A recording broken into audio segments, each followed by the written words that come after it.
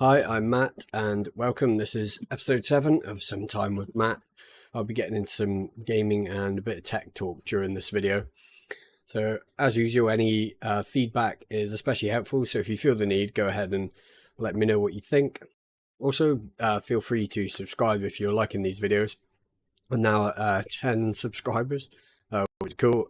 Thank you to all those who have subbed, it's much appreciated. So the game I'll be covering in this episode will be Swat 4, another game I really love, really good game. Decided to cover this game as I was watching some random videos on it recently. A couple from the YouTuber Some Ordinary Gamers, I think it's Mutahar is his name. And yeah, he does some funny videos on some games like SWAT. And yeah, just thought it's a really good game. Maybe I should just do a video on it. Before I get into the main game talk, I shall cover some YouTube plans and changes that it looks like I'm going to be making soon. So I'll get into that now. After having a think, I've decided to sort of split the I think the plan will be split these parts of these Sometime with Matt videos off. I'll still keep the podcast sort of long form format videos going forward, but they'll be reserved for when I have a guest to talk about games, or if I feel the need to discuss something game or tech wise.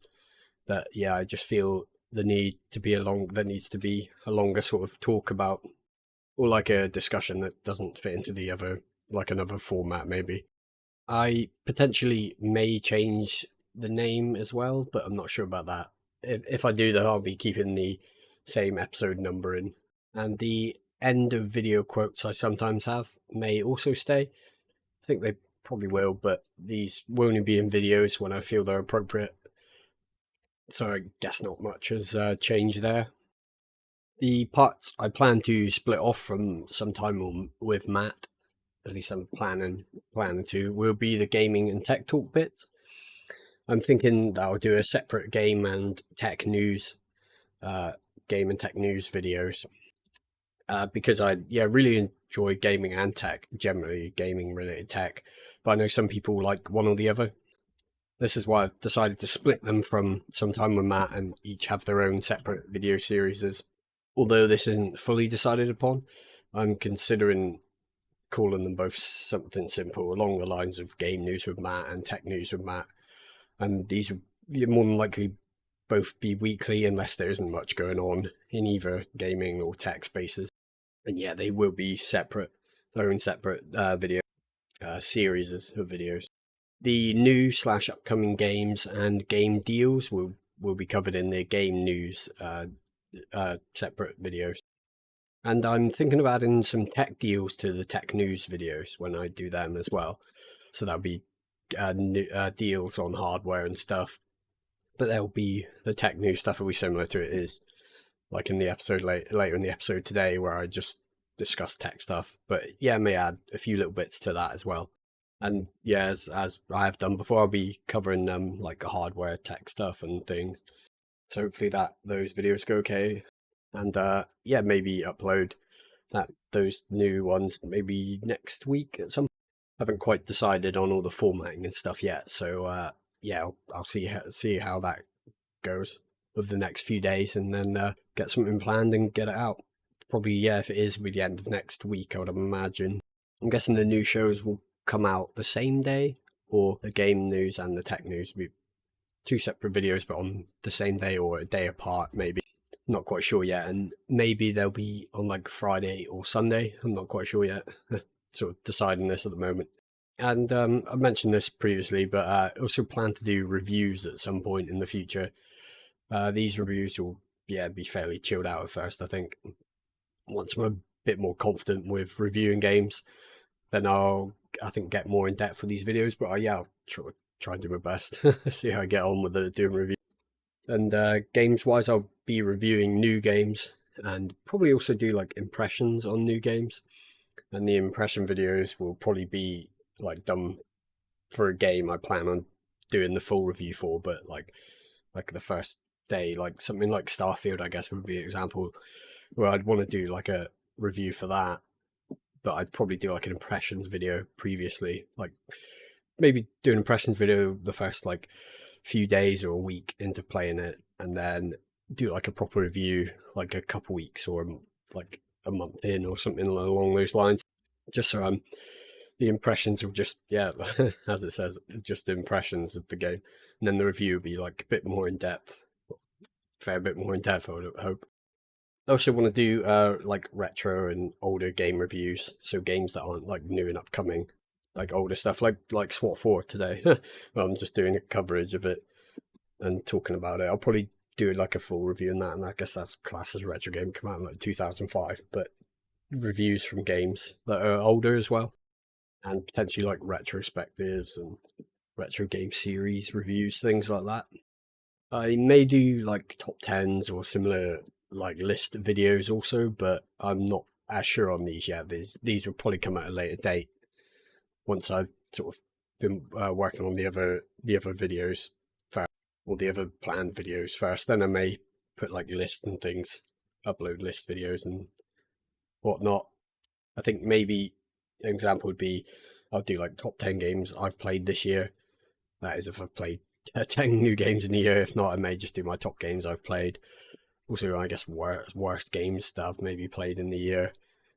My most played games for a year could also be a video, even if they're not like new. Maybe it's just something I keep going back to. A game, like a list of games I keep going back to. But yeah, even if they're not new. And yeah, this is all just sort of on the fly at the moment, so nothing quite set in stone yet. I know like lists of videos are pretty common, but I just thought it's just something to add, mix things up a bit, I guess. And I guess I could do hardware lists as well, I suppose, like consoles or graphics cards or something along those lines. And another idea I have is to do like videos on physical games I have, and just, yeah, physical copies. Maybe like show my collection for a specific console or video game era. Potentially a hidden gem video, maybe like PS2 hidden gems, although these have been done a bunch of times by a lot of people, but maybe I can add something to these videos. Game pickups are another option as well, or maybe review a random game I found, and maybe even like physical hardware stuff, because I've got like a retro Windows XP computer that I built, I think it was a couple of years ago now. Maybe just things and I've got bits of hardware and old computer parts and things just stored away, so I don't know, it's just another idea to mix it up. I know I mentioned a fair bit of this in previous videos, but didn't cover it all as deeply, I felt. So yeah, just felt the need to talk about some of this and just reveal some of my thoughts and things and what I'm planning going forward. Bit of a lengthy intro, I guess, this one, but now I'll move on to onto SWAT 4, the main game for this video, and the one you'll see footage of. So yeah, SWAT 4, really good game. It still holds up. First played it years ago on, I think, like the family PC, and I think a laptop. I played it like years ago on like an old laptop. And I still do have the physical copy of that from all those years ago. I may try and put some footage in of me just showing the physical copy, just twirling it around my hands or something, and opening it. So that'll be the first, maybe first live footage in one of these videos.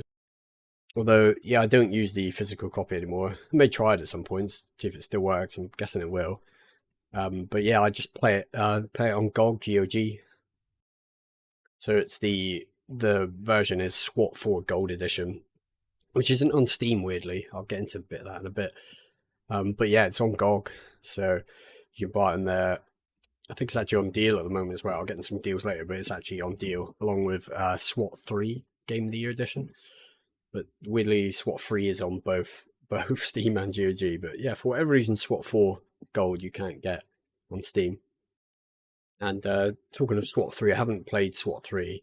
I'll probably get it at some point, but I think generally SWAT 4 is just like an improved version to it. But I'm still want to try it and see what it's like. But apparently the GOG version is better than the Steam version.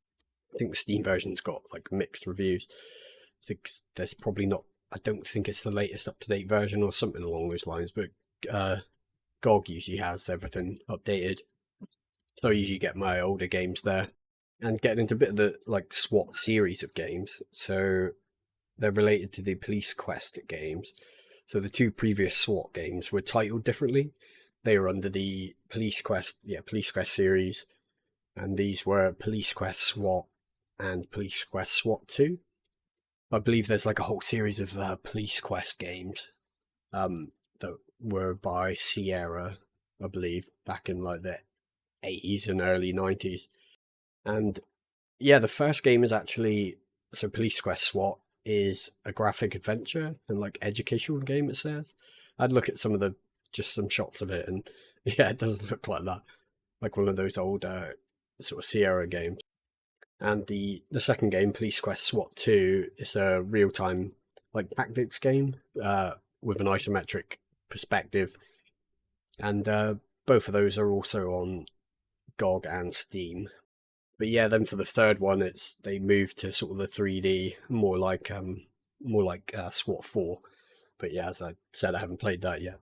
But I can imagine it's similar. It's just SWAT 4's a fair bit more updated. And yeah, SWAT 4 was released in April of 2005, and its expansion, the Stechkov Syndicate, I think that's how you pronounce it, released like the following year, 2006 in February or March, depending on the region. Now, I can't remember if I had SWAT 4 released, but I have the copy I've got is the bestseller series Sierra. It's like a reprinted box and thing, like they sometimes do with like the sold out collection for PC and Explosive and stuff, if you know of those physical older copies. But yeah, so it's the bestseller Sierra series copy, but it is just the base game, and I did never play the expansion, the Stechkov Syndicate, when I was younger. Played it recently, but you can actually get a physical gold edition on like eBay, which includes the base game and the expansion. But I'm guessing it doesn't include the most up-to-date patches like the GOG version. So yeah, if you want to play it these days, probably best to just get the GOG version, GOG version, unless you like want to have a physical copy of it, or just get both. So yeah, SWAT 4, it still holds up really well gameplay wise, and each mission is really well done. Each mission has their own like dark sort of atmosphere generally, which is really nice, and kind of, you might say, kind of noir like.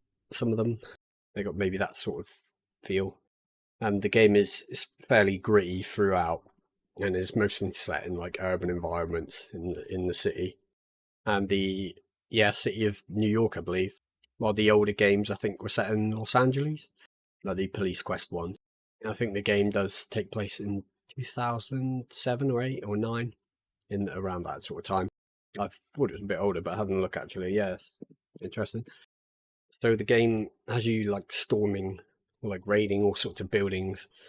This will be from like homes to office spaces and nightclubs and all sorts of like buildings around New York City. And one quite notable mission is I believe this is the second mission in the base game. So in this mission, there have been like, I believe it's reports of female students. I think one's been killed and more have went missing. And this is from a local university campus, and the evidence points to I thought he was a plumber, but I think he's a carpenter who's working on the campus, and you have to raid his house. I won't spoil anything, but yeah, as you explore his like residence, some weird stuff is going on, and it turns out to be really creepy, but a fun mission. And the name is the mission, if you wanted to watch like a video on it or something, is the Fairfax Residence. This was a really cool mission, early one as well. And then like the guns and the gunplay is rather good.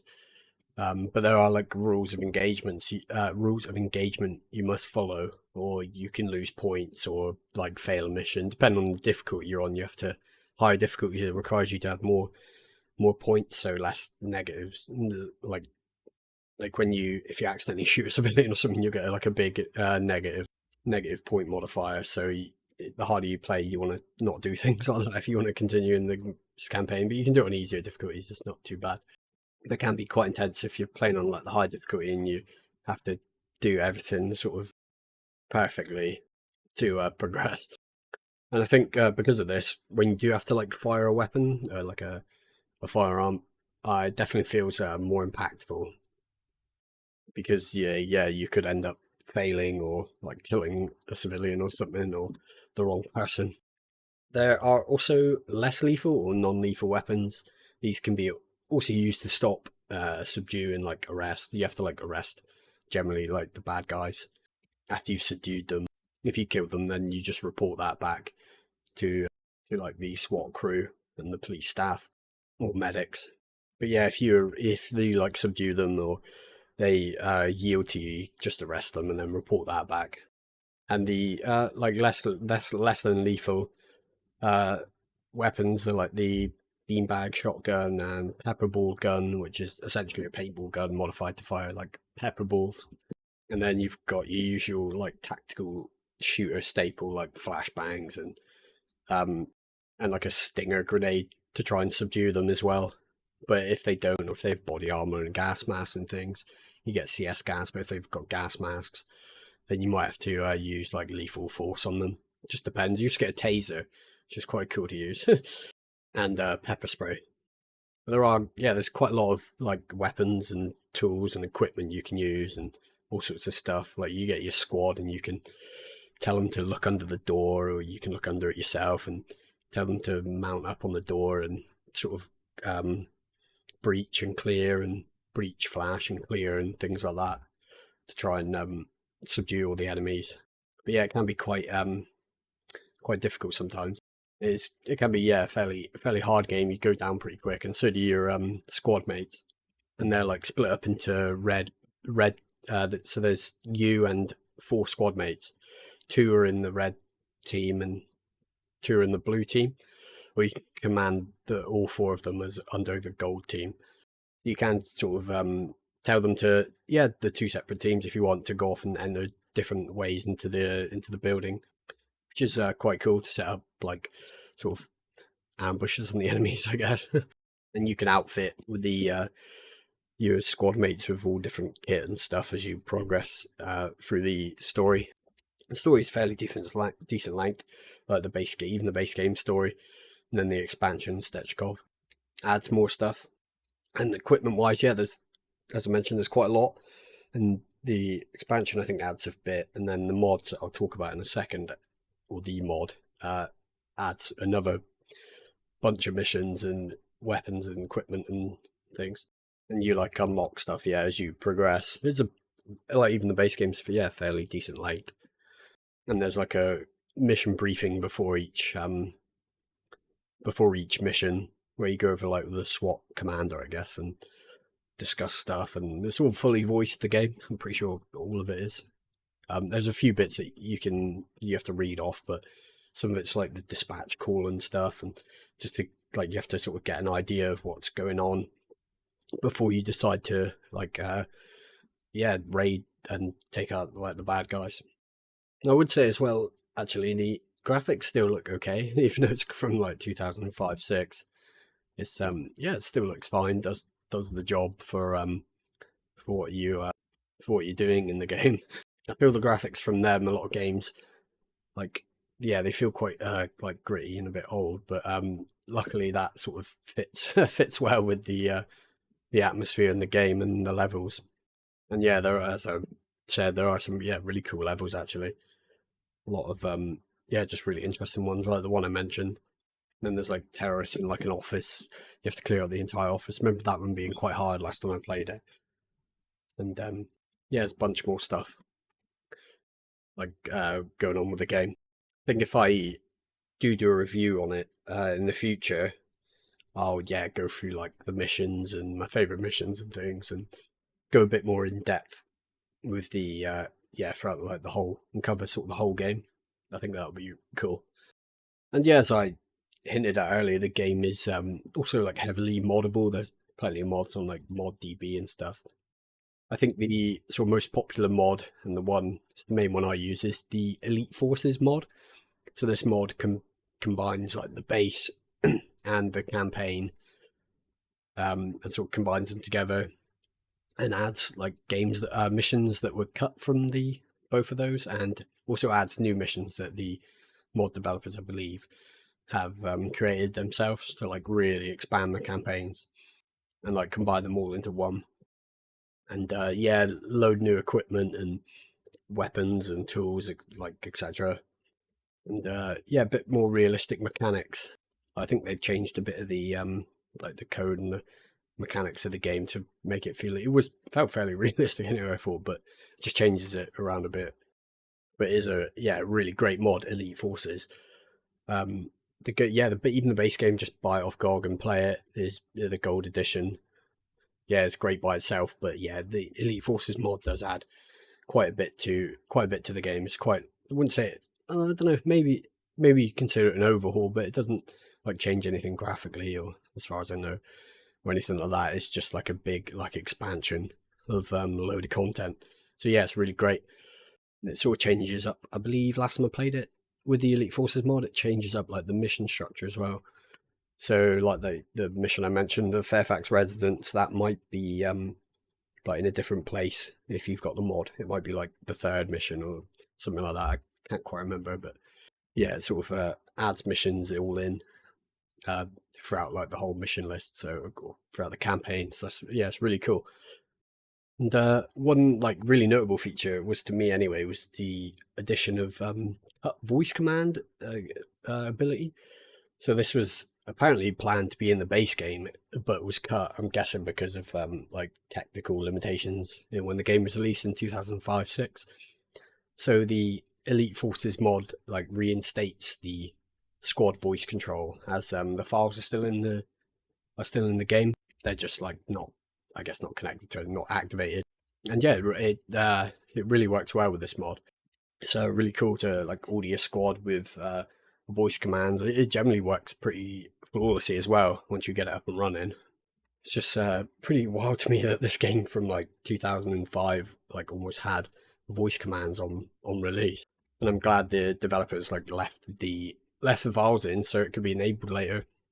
But yeah, you basically, instead of using your like, I think it's your mouse wheel to just or like context menu just to say like stack up on a door and then breach and clear, you can literally just say it as I just said then. So you just hold a button on the keyboard, or and actually I don't even know if you do that. If you just speak like I did, just straight away fluently, they'll just go do that. So you got to be careful sometimes if you're sort of thinking of something and you just blurt out, they might end up stacking up on a door and breaching.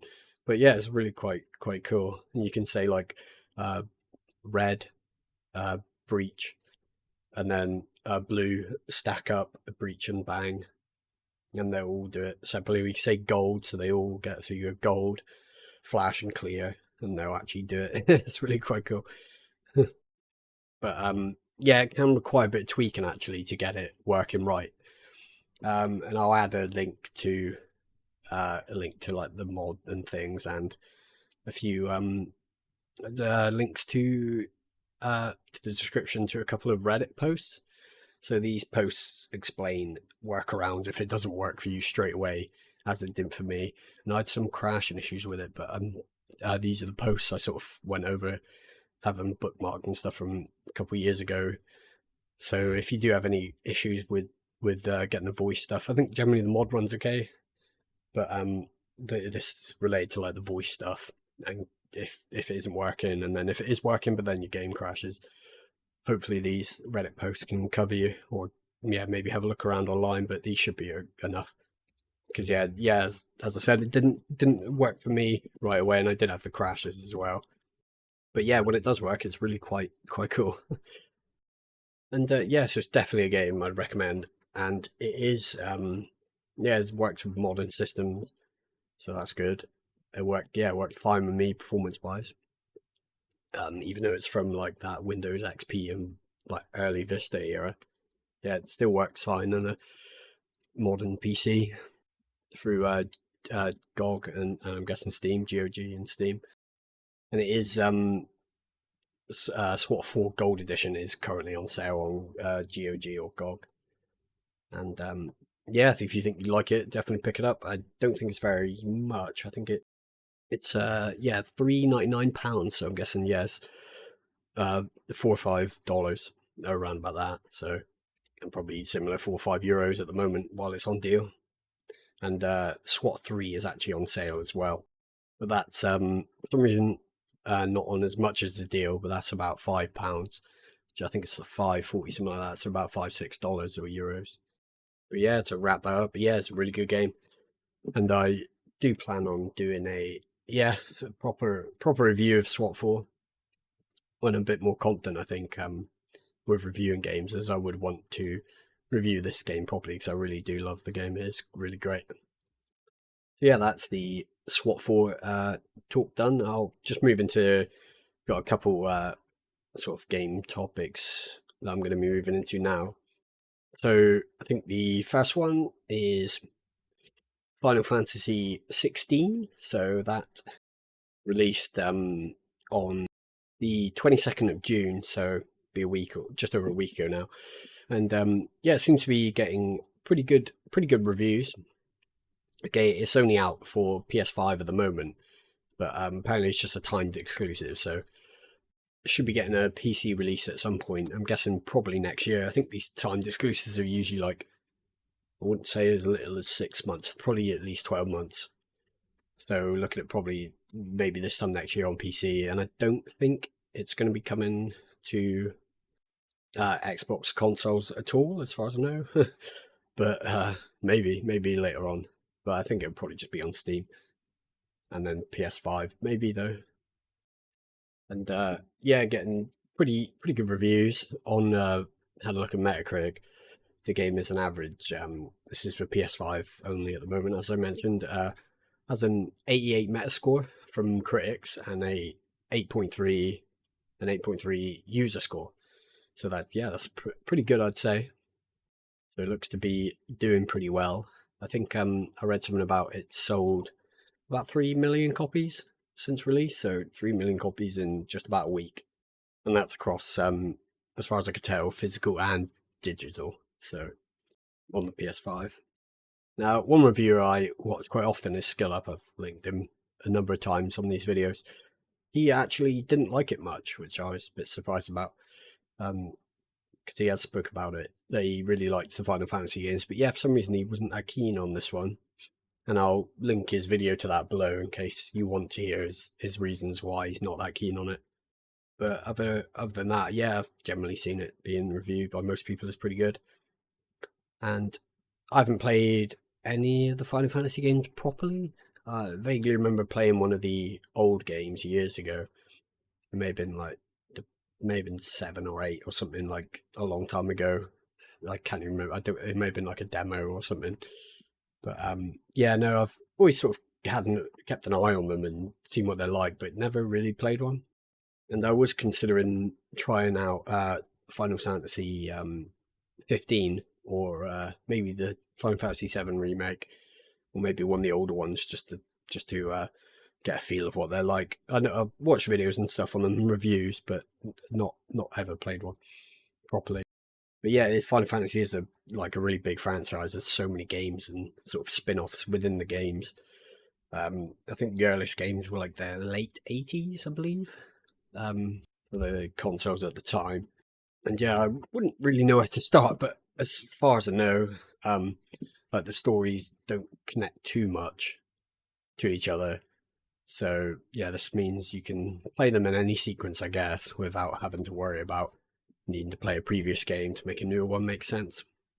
Like that's what I was thinking about trying 15 or the 7 remake. I feel they might be a bit easier to get into and just see how I get along with them. Although I could be wrong, as I haven't got much of a clue about these games, story wise, other than the review bits I've watched. But yeah, it does come off as a series that you can just sort of play them randomly. But yeah, I might be wrong in that. And for this one, Final Fantasy 16, so the graphics and design of it, yeah, look really quite nice. I like the medieval sort of fantasy theme it has.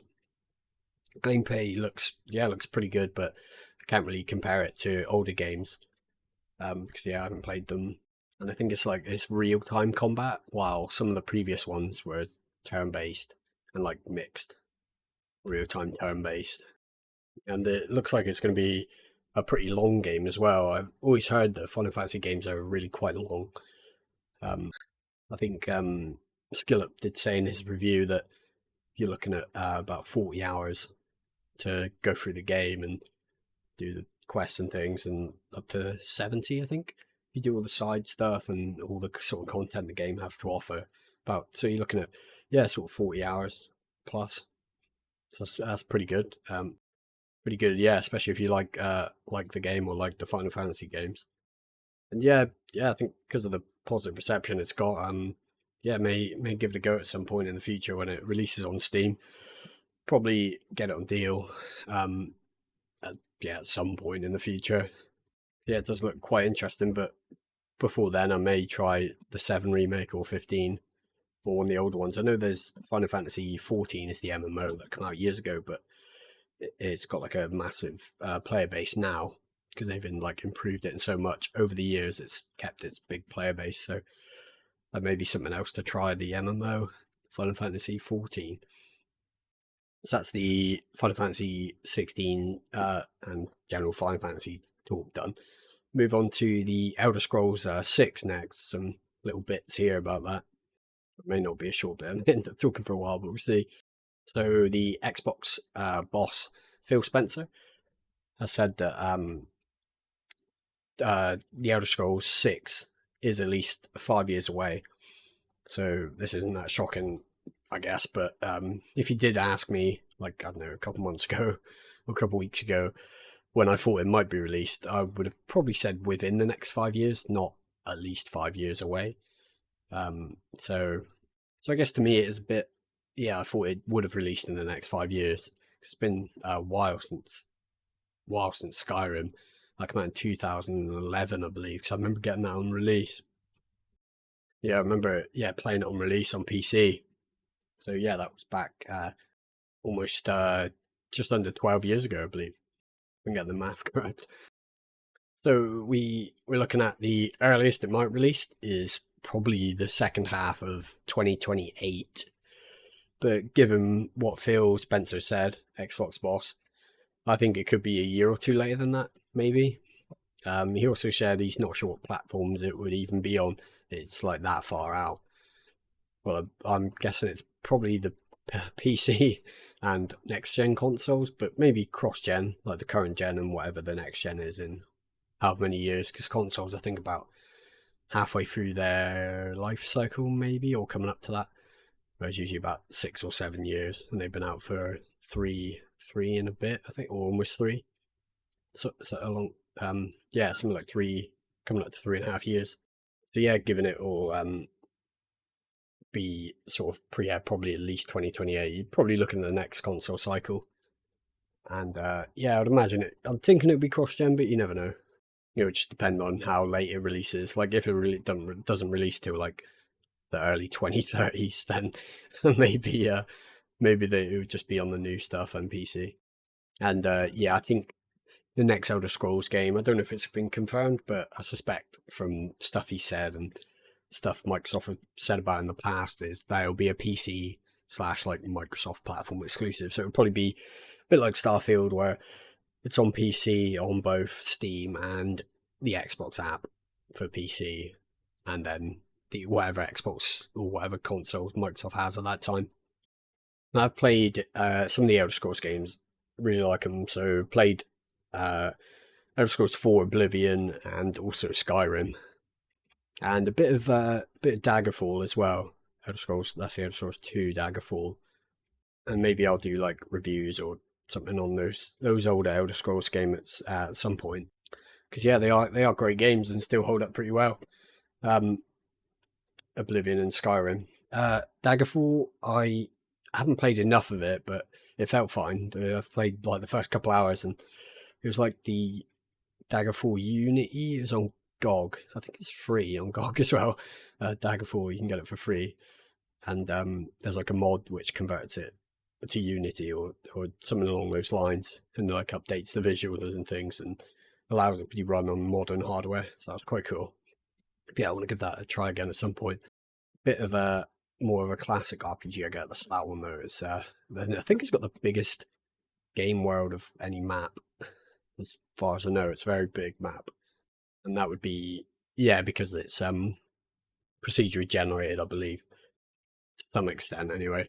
And it covers like most of the Elder Scrolls world, I believe. But yeah, so I'm quite a fan of the Elder Scrolls series. I had I don't think I had Oblivion on launch. I remember getting the Game of the Year edition. Actually, maybe I did. I can't quite remember. I remember having it quite early though. But I think I remember having the Game of the Year edition with like the dark cover instead of the more pale cover. And yeah, as I said, played Skyrim on launch.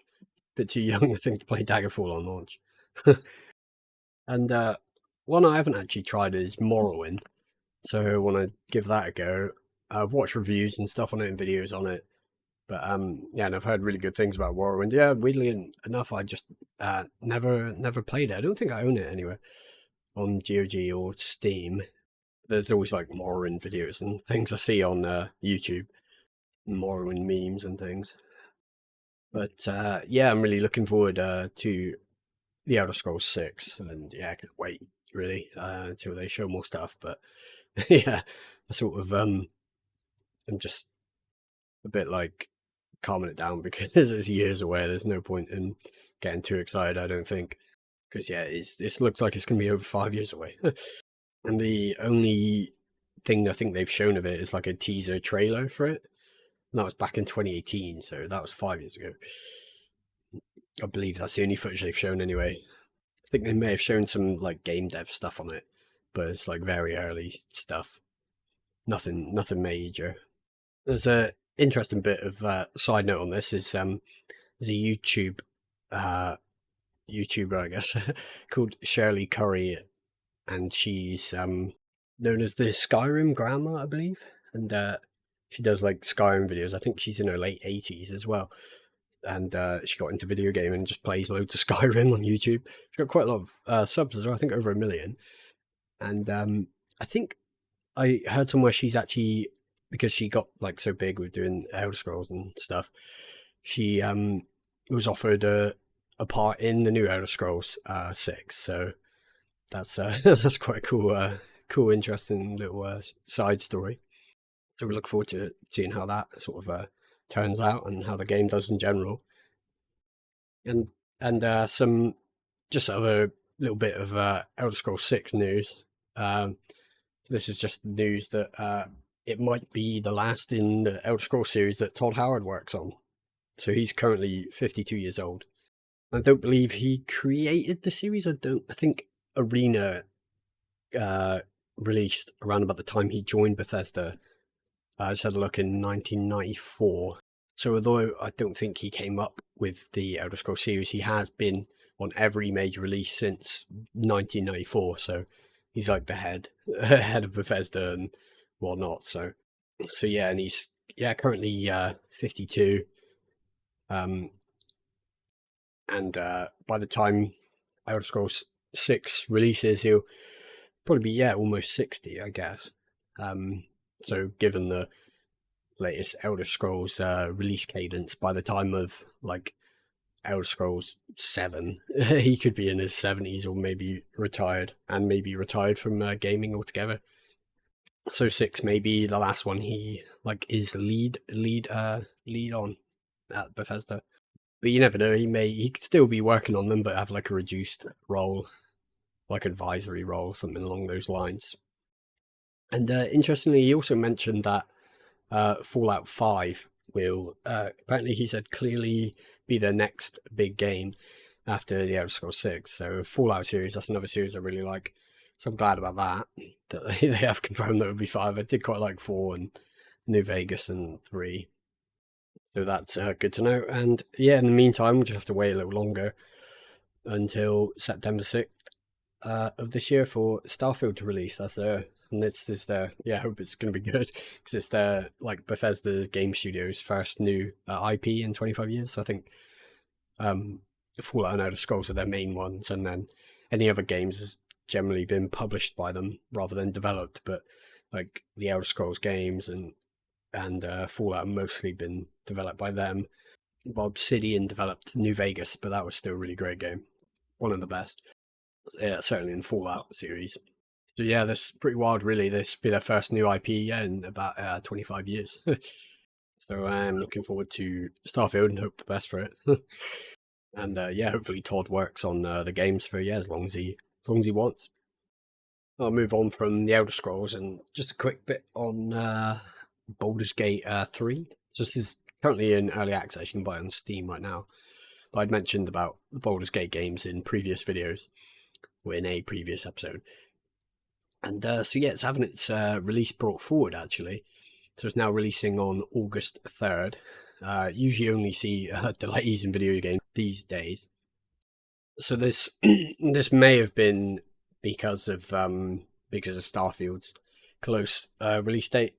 So I think it was releasing within a few days of Starfield. And the developer of Baldur's Gate 3, they said the PC version of Baldur's Gate 3 will be released at a time where you'll have more time to play it.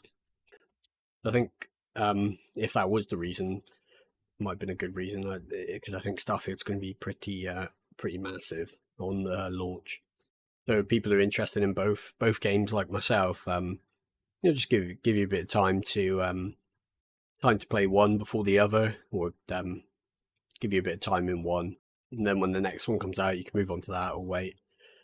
But I also think this is a good sign, one that might point to the possibility that Larian, I think it's Larian Studios, are pretty confident in Baldur's Gate 3 and how polished it will be on release. Because yeah, you usually always see developers pushing their games back because they're not polished and not ready, and then they end up coming out like Redfall and be like a bit of a mess. Even though I didn't mind Redfall, but yeah, they should have definitely pushed that back. I think it was had a bunch of issues, but yeah, as I said, this might be a good sign that they're pretty happy with the game, especially to move it bring it forward a month. I guess it is kind of technically released in early access, but this will be like the full, I guess, 1.0 release of the game. And yeah, I'll be looking forward to reviews on Baldur's Gate 3. See what the reviews are like, and there probably are early access reviews of it. I'm pretty sure I've seen them, but be cool just to see a full review of the game, and then yeah, maybe get it. I think maybe they'll do like a deal on the release for it, because it's been out in early access and they'll transition to full release. But I don't buy early access games as much as I used to. I think I've just got a bunch of games on Steam that I'd rather just sort of wait for a full release and just play something else in the meantime. I just keep an eye on it, like I've been keeping an eye on Baldur's Gate's early access. But yeah, this is the full release has been brought back at the month for the PC version. I think the PS5 version is still releasing around the time of Starfield. I think it may have been pushed back. So I read something about they're having issues with the console versions. I'm guessing they're not out in early access on the consoles. I don't know if consoles do that at all. I think some Xbox games are early access, but yeah, the PS5 version has been confirmed. I think the Xbox versions they're having trouble with. So it'll be PC though, beginning of August. And yeah, really look forward to this one. We'll probably do a bit of coverage on it at the time, and if I end up buying it, I'll do a video on it, I would imagine. So that wraps up that side of the game stuff. So getting some of the game deals on at the moment. I think these are mostly going to be PC deals for this episode, as it's the Steam Summer Sale, which is the yearly and generally massive Steam big summer sale event, and it's currently ongoing and will be lasting until July the 13th, I believe, at about 10 p.m. Pacific, but obviously times vary depending on where you live. So some of my picks from these deals are as follows. Oh, and yeah, there are an absolute ton of deals, so it's probably the vast majority of games are on deal on Steam, so these are just sort of the picks I've sort of went with. So the first one, I've actually bought this, and it is in these deals. It is Civilization 6. I haven't played it yet, but yeah, just bought it, so I will be playing it at some point. I have played Civilization 3, 4, and the Beyond the Sword expansion, and 5. And yeah, some of my favourite games, actually. Especially Civ 4, Beyond the Sword, played that. Played the original Civ 4 back around release 2004-5. I just like the standard one. I may even have that around somewhere. But yeah, and then when I got it on Steam, I got like the expansion, the whole expansion thing with Civ 4 Beyond the Sword, which is really great. They're really moddable as well. And yeah, I still play Civ 4 and 5 every now and then. Really like Civ 5 actually. Bit different to Civ 4, but it still holds up pretty well. If I had to give my favourite, it probably would be Civ 4 Beyond the Sword. But the other games, like Civ 3 was still alright when I played that actually. Played that through Steam. And when I play Civ 4 or Civ 5, I usually do like an epic size Earth map on both of them and sort of play through with like a random nation or one of my favourite nations. They are, yeah, really good games if you're into that sort of strategy type game. And I may do a video on the Civs in the future, Civ 4 and 5, maybe 3. I could do like a whole series review on them.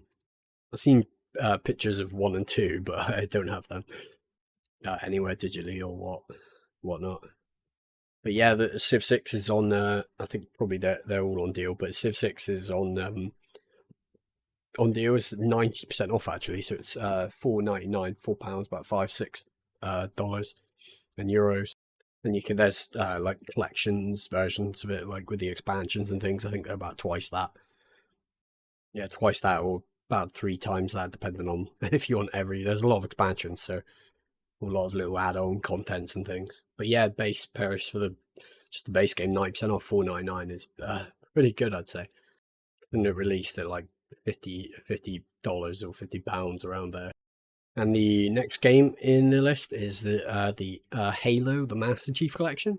So a really good deal on this collection of, yes, most of the Halo games. This doesn't include Infinite, the latest one, but it's more like the older Halo games. And yeah, play through most of the Halo games campaigns, like 1, 2, 3, and I think it was Reach and ODST. And some of the multiplayer, I didn't play as much of the multiplayer. I know a lot of people were really for the older games and their multiplayer, but mostly played like through the campaigns when I was younger with friends and stuff. And actually, me and Gaz, who a friend of mine who was on guested a couple episodes back, me and him actually did a campaign. Did the first one, the CE Halo CE, the first one, and some of the second one actually co-op. So yeah, still pretty good. Hold up pretty well, those games. They are, yeah, great series of games. And yeah, currently 75% off and on sale for about £7, $7.50, $8 or so. And if you also, I'll mention this about when I talk about the Flight Simulator deal in a bit, but you can, like the Xbox and Bethesda games, you can get them on Game Pass as well. So if you just bought a Game Pass for like a month and just to try them out, sometimes they do deals like Game Pass for £1 or $1 for a month. So you can either buy it and own it through Steam or get it through the Xbox app and Game Pass or buy it through there. And yeah, the next game, the Dark Souls games. So pretty sure all the Dark Souls games are on sale. So that's 1, 2, and 3 and they're the expansions. Although, weirdly enough, Dark Souls Prepare to Die Edition, which is like the original Dark Souls 1, it is for Steam anyway. It is yeah, there's no longer actually, you can't buy it anymore, no longer on sale at all. You can only buy the remaster of it. This is as far as I can tell. Maybe you could get like a key or something, or like get it somewhere else and like redeem it on Steam, but you can't actually buy it anymore through Steam. You only way is to buy the remaster now on Steam. I haven't played the remaster, but yeah, I love the Dark Souls games, so I've played all of them. And yeah, they're really quite good games, quite hard. But if you're interested, I believe they are all 50% off during this Steam summer sale. I do plan on doing, I mentioned this before, doing videos on all the Dark Souls games at some point. Also, another From Software game, it's a Dark Souls-like game, based in a different universe, I guess, is Elden Ring, and that's on deal, but it's 30% off deal. Elden Ring's pretty good. I played some of that. Didn't play all the way through it though, but I will at some point. But I really did like what I played of it. Played about 30 hours, I think. And yeah, it's really good. It's quite similar to the Dark Souls games, I guess, just with more features and slightly different gameplay bits here and there. So yeah, a bunch of great games there from Software, all on deal. And next, I'll move on to Conan Exiles. So I mentioned Conan Exiles during my episode with my friend Gaz, where I chose it to be one of the 5 of the multiplayer games I'd take with me if I was locked away in like a nuclear bunker for a year. So it's yeah, a really good game if you're into survival and crafting. Not a hard game generally, but there's quite a lot to do. The map's quite nice too, with like different biomes to explore, and yeah, you do all sorts like make like a general crafting survival game.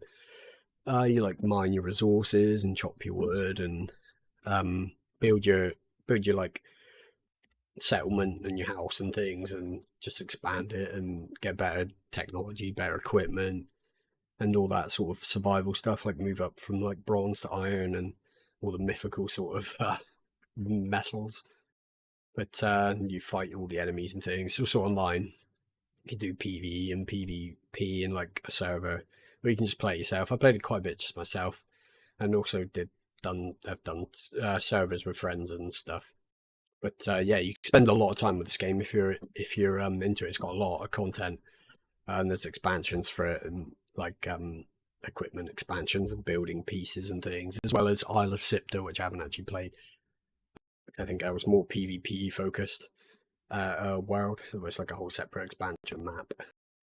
Yeah, really enjoyed this game. I keep thinking about going back to it at some point, but I know I end up just playing it loads instead of anything else. So yeah, I don't know why. I just always end up getting quite into Conan Exiles whenever I play it for a bit.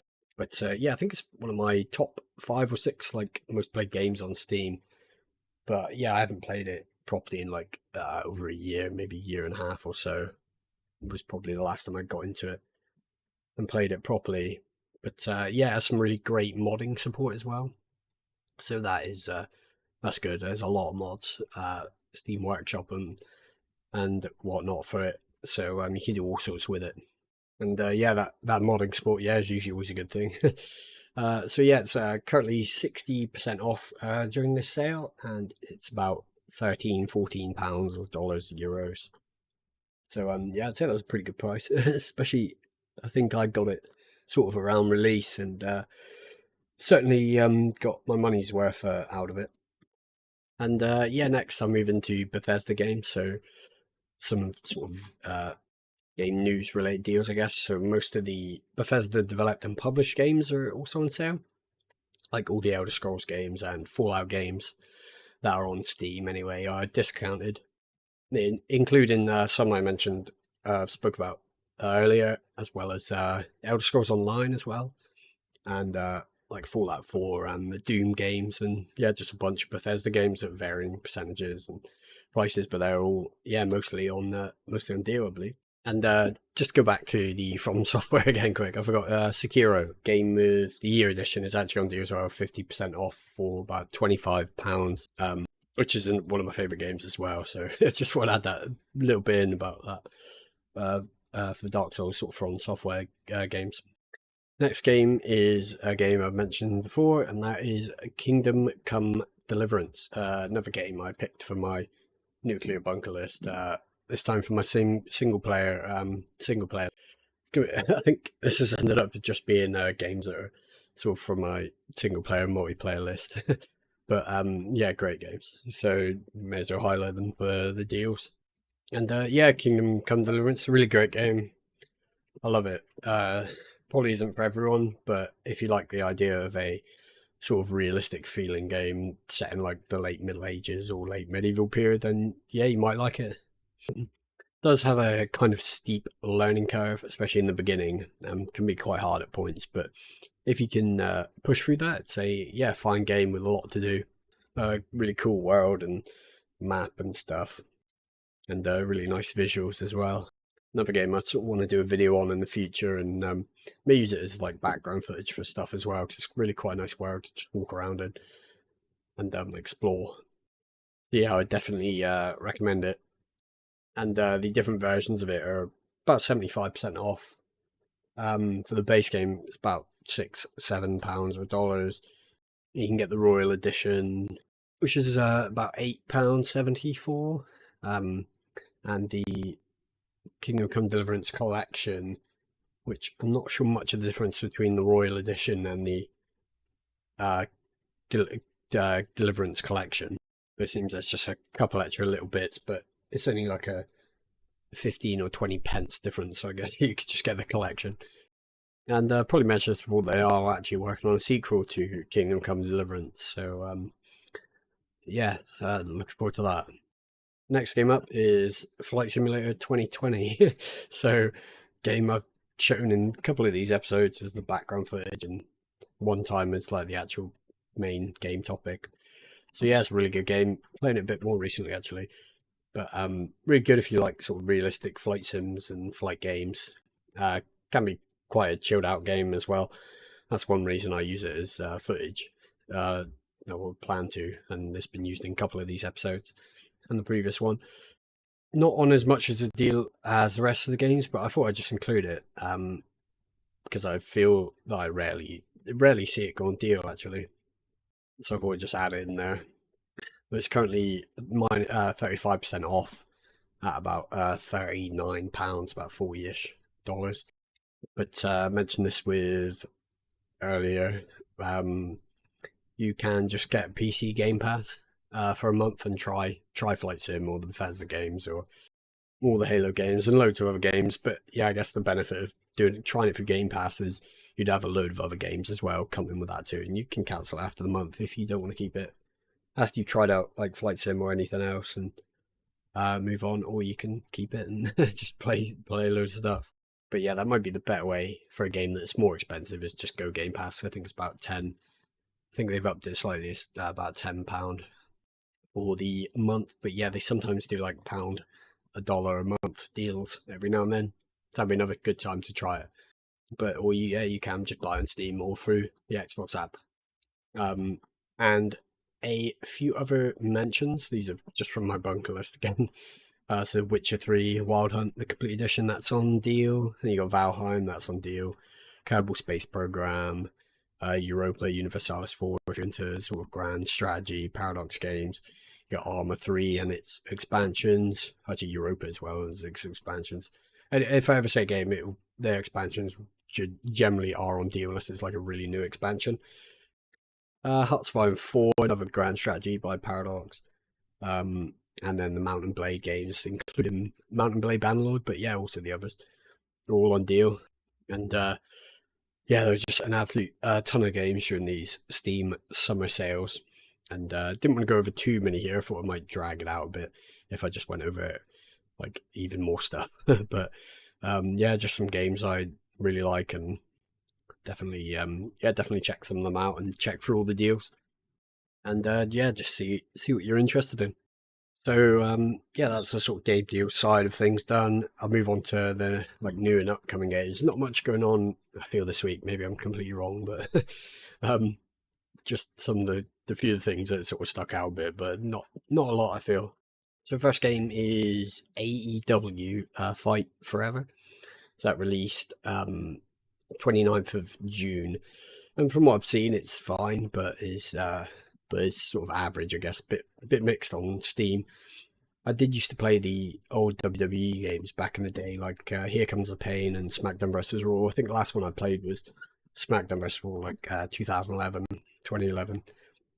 But yeah, they were all quite good. They were quite cool. I used to play them with some friends, and but yeah, I haven't played them in years. I don't really know what they're like anymore. And this one, I don't plan on getting it, but I just thought it was a bit of an interesting one because it's usually just the WWE games, but I guess AEW is a separate franchise, so wrestling like franchise. So yeah, it'd be sort of interesting, I guess, just to see how this turns out.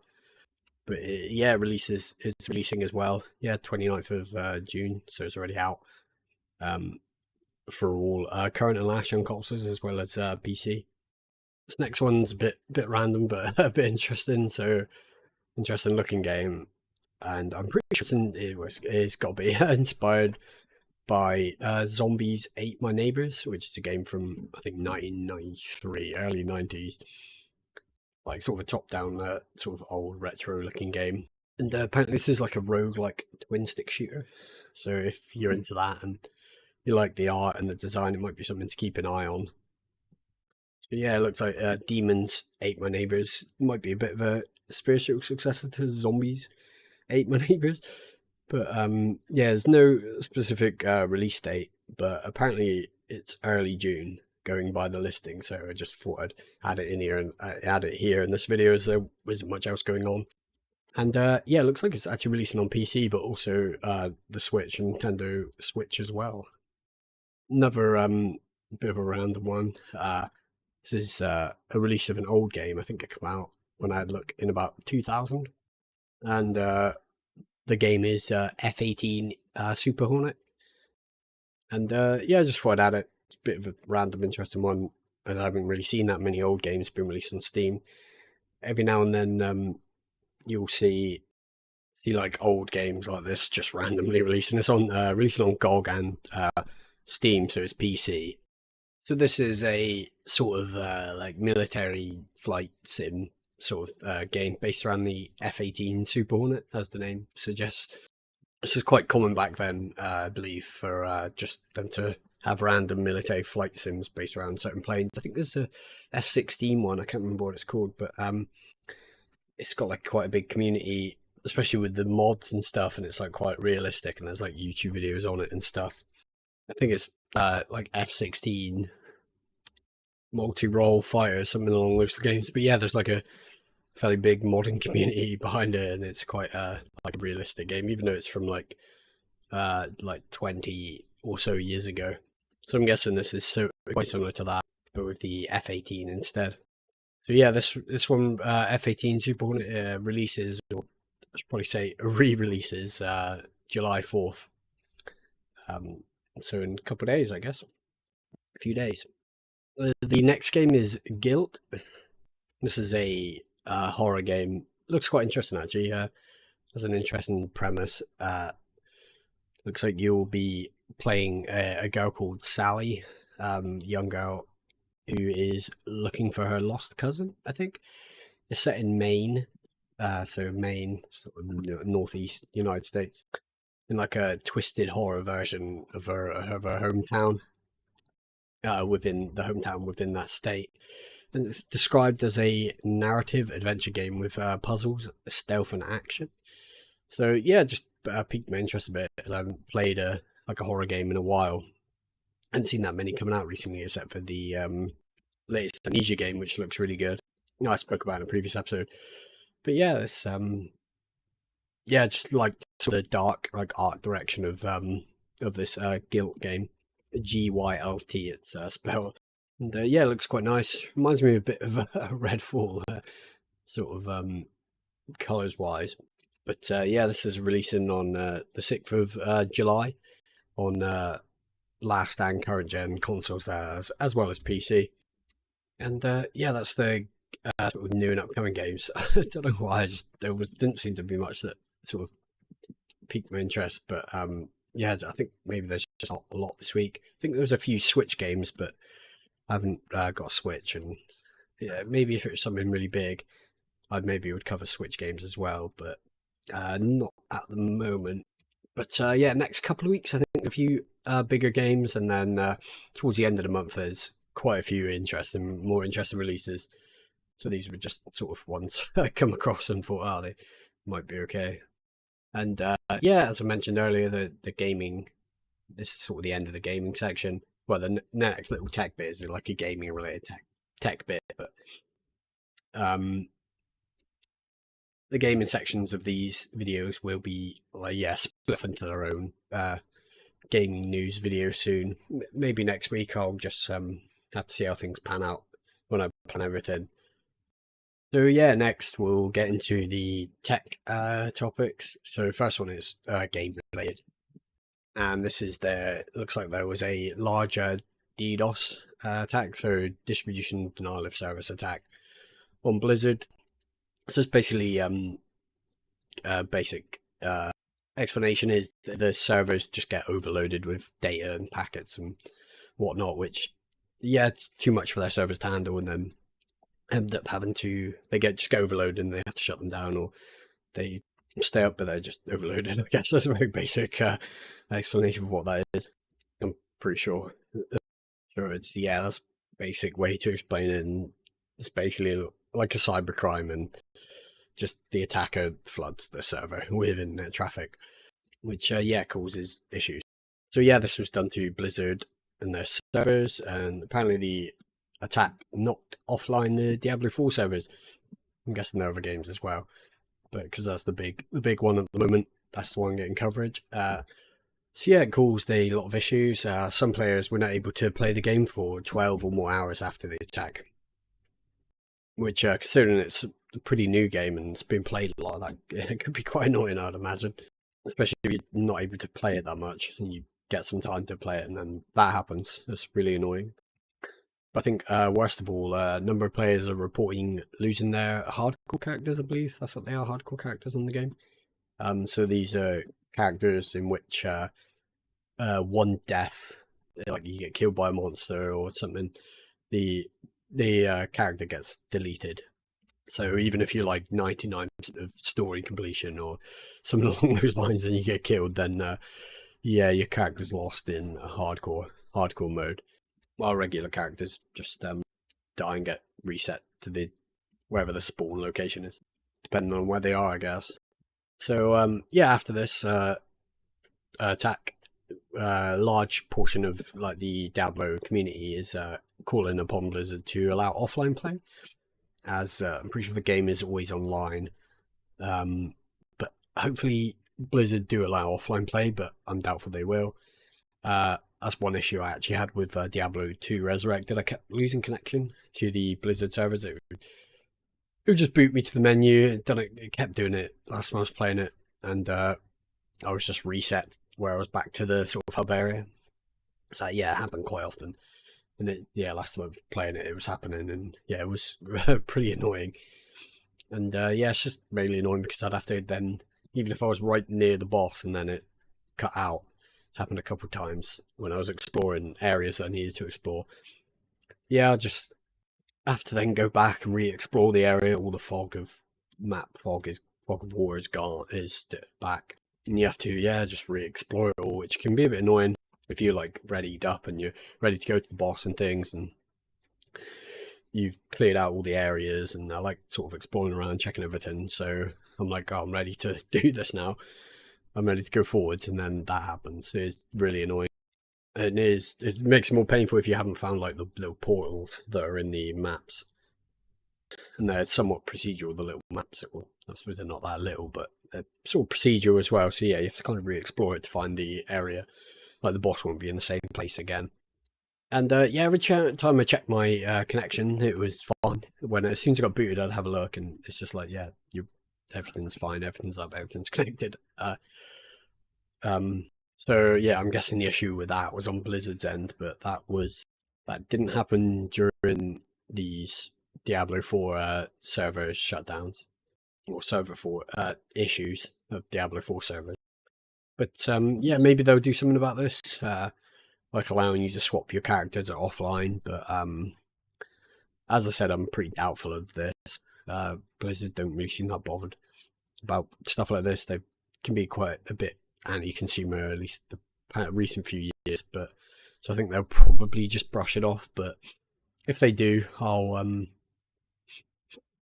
they do like do anything like allow offline, then yeah, I'll report on that at a later date.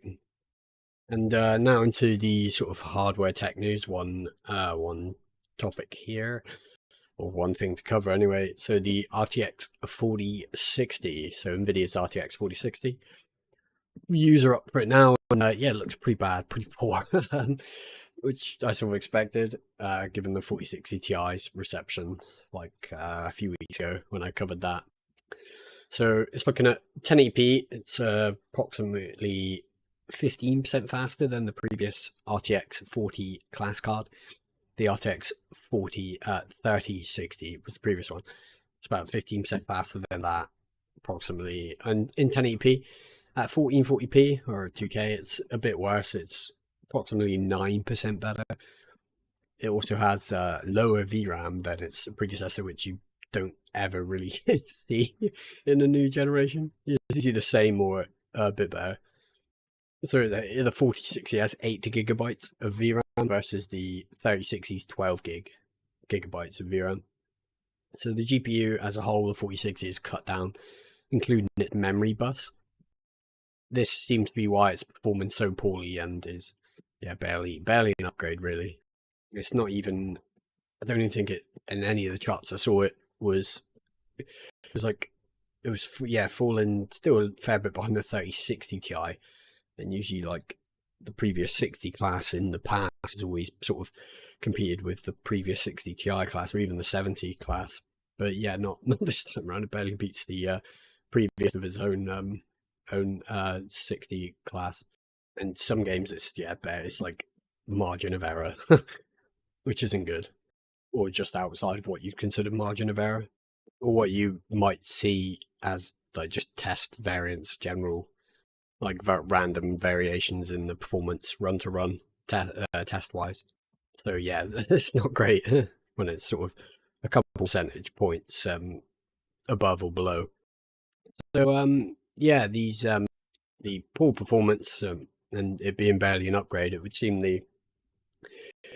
these are due to its significantly increased cache and high clock speed. So they give that's what seems to be giving the bit of a bump in performance.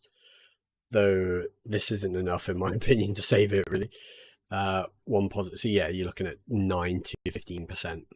That certainly is above a random like variance test to test, but that's like the average of all the tests that were run for it. So there were some that were much were lower.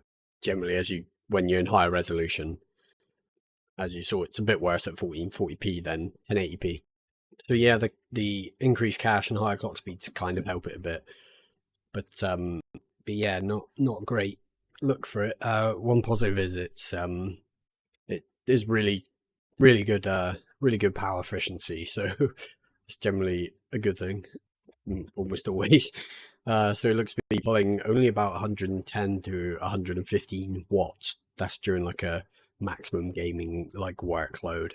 Probably pulls a fair bit less than that, depending on what game you're running and what resolution you're running. But yeah, 110 to 115 watts is a pretty good. I believe, even though I think the 4060 Ti pulls 140, 150, and the 4070 pulls about 200, and the 4070 Ti pulls about 250. I think my card, just for reference, is the previous gen 3080 FE 10 gig that can pull up to 320 watts, even though it's slow about the same power as a 4070. So the 4070, you can tell by that the 4070 is performing the same but is more efficient, so less wattage for the sort of game and real world performance that you're getting. I think the 3060 pulled about 150 watts, so yeah, it's more efficient than the previous gen cards. Definitely more efficient than the higher end ones. But yeah, that's one positive out of like a real big sort of negative, which is its general performance increase on the previous gens, which is pretty small. And yeah, when I checked, this is similar for the 4060 Ti's, where it doesn't seem to be selling well at all. And the 4060 just released, so it's depending on when this video goes up, it would have been the 29th of June. But yeah, it's still in stock. Pricing varies from around £290 to around £350, so give or take 10 or so dollars wise, or a bit more. Even at the lower range of £290 ish, I think it's a bit too pricey for what it provides performance wise. I think you can get 3060 Ti's which outperform it for. I'll talk about this in a second, but like things like the 3060 Ti that outperform it for around about that price, even though they're last gen, but still fast at the same price. You can still buy them new. I think there are still some floating around new. And at the sort of higher end, at £350, which is like the higher end sort of AIBs, add-in board partners, cards like Asus and MSI, Gigabyte, etc. At that sort of price, I think 300 50 is quite absurd. The card and its performance, that is really quite bad. Can get yourself some like new still they're last gen, but you can buy some of them new cards that outperform the 4060 a fair bit for not much more than that, like the RTX 3070, which when I looked, you can pick them up for about 370 to around about 400. They do outperform it a fair bit. Or you can pick up one of AMD's cards, like the RX 6700 XT, which actually is always about 320 to 350. Some models are, and that performs a bit better. And you can get it new still for that price, and actually has 12 gigs of VRAM instead of 8. And if you're willing to buy secondhand cards, you can find even better deals on all the cards I mentioned, which all perform better than the 4060. I've bought a couple secondhand cards and they were fine. A while ago, like my 1070 Ti card I had previous to my 3080, that was secondhand and it worked fine up until the day I sold it. For must have been 2 years, I think I had it for. But you never know. You kind of do have to be a bit more careful though, I guess, because you haven't got warranty and things. But if you are willing to give that thing a go, then yeah, you can get them for even better prices. But just make sure and just that you're fine with doing that, and check the secondhand graphics cards out and things. Look, do a bit of research on it, and hopefully you'll get a decent deal. But yeah, this is 4060 is just generally a really poor performing card, and has poor uplifts from last gen. I think generally you'd expect at least 20 to 30% uplift. If you go from my card, the 3080 to the 4080, I think it's a 50% uplift, or it was 50% uplift on average across the resolutions. So having only a 15% uplift is quite poor. The 4060 Ti was similar as well.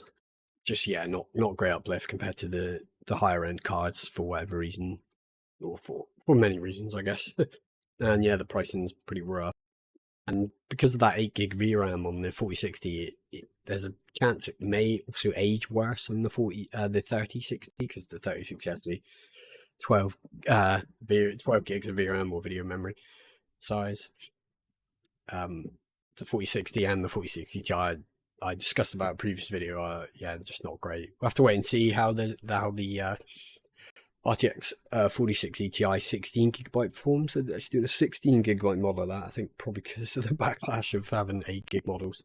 And I think 8GB cards are still generally fine, and my 1070 Ti was 8GB and it was fine. And my 3080 isn't exactly much bigger, it's only a 10GB card.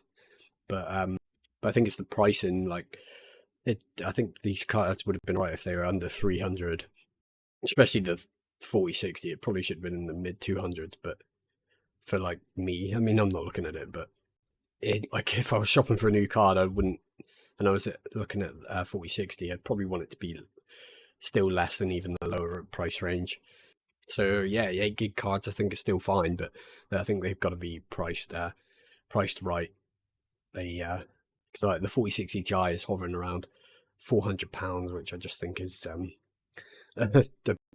quite a bit too much. I think it's dropping as low as 370, something along those lines.